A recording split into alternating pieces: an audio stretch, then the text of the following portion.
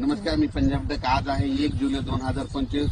1, 2, 3 जुलैला मात्र तुमच्या इकडे मुसळधार पाऊस पडणार आहे. विदर्भ, पूर्व विदर्भ 6 जिल्हे, पश्चिम विदर्भ 5, 11 जिल्ह्यामध्ये मुसळधार पाऊस पडणार आहे. कुठं अतिवृष्टी होणार आहे, कुठं भाग बदलत पाऊस पडणार आहे, कुठं रिमझिम पडणार आहे. पण सांगायचं झालं तर यवतमाळ जिल्ह्यामध्ये खूप जोरात पाऊस पडणार आहे.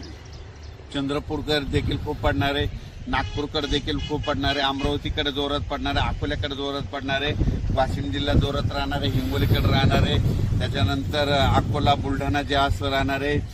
जळगाव, जामोद घाटाच्या खाली जास्त राहणार आहे. जळगावला जास्त राहणार आहे. तिकडे पाऊस पडत असल्यामुळे त्याच्यामुळे जालन्याला देखील पाऊस पडणार आहे. संभाजीनगरला देखील पडणार आहे. म्हणजे सांगायचं झालं तर पूर्व आणि पश्चिम विदर्भ 11 जिल्ह्यामध्ये चांगला पाऊस पडणार आहे. म्हणून हे विदर्भ पश्चिम विदर्भातल्या शेतकऱ्यांनी हा अंदाज लक्षात घ्या.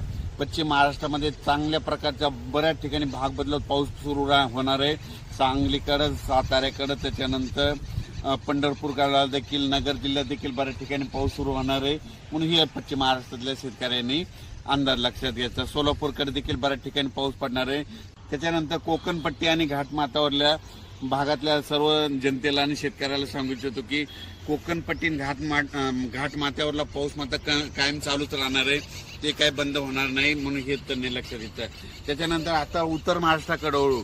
उत्तर महाराष्ट्राकडे सांगायचं झालं तर नाशिक जिल्ह्याकडे जोरदार पाऊस सुरू राहणार आहे. त्यांचा पाऊस काही बंद होणार नाही. म्हणून हा अंदाज त्यांनी लक्षात घेतला. धुळे, नंदुरबार, जळगाव, या चाळीसगाव, पारोळा या ठिकाणी 3 जुलैपर्यंत जोराचा पाऊस राहणार आहे. म्हणून हे अंदाज लक्षात घेतला. गुजरात, मध्य प्रदेश आणि राजस्थानकडे पाऊस पडत असल्यामुळं त्याचा असर आपल्या महाराष्ट्रावर उभी होणार आहे. म्हणून हे त्यांनी लक्षात घेतलं. पण राज्यात याच्यानंतर तुम्हाला सांगू इच्छितो की 5 जुलै, 6 जुलै आणि 7 जुलै दरम्यान परत राज्यामध्ये पाऊस भाग बदलत येणार आहे. म्हणून हे लक्षात घ्यायचं. त्याच्यानंतर 10 जुलै ते 15 मध्ये देखील राज्यात पाऊस असणार आहे. म्हणजे सांगायचं झालं तर राज्यात असा एकदम 1 महिन्याचा, 15 दिवसाचा, 20 दिवसाचा खंड पडणार नाही. पाऊस येतच राहणार. आज ह्या भागात राहिला तर दुसऱ्या भागात राहील. पण राज्यात पाऊस कंटिन्यू चालूच राहणार आहे. अचानक वातावरणात बदल झाला तर लगेच एक मेसेज दिला जाईल. धन्यवाद.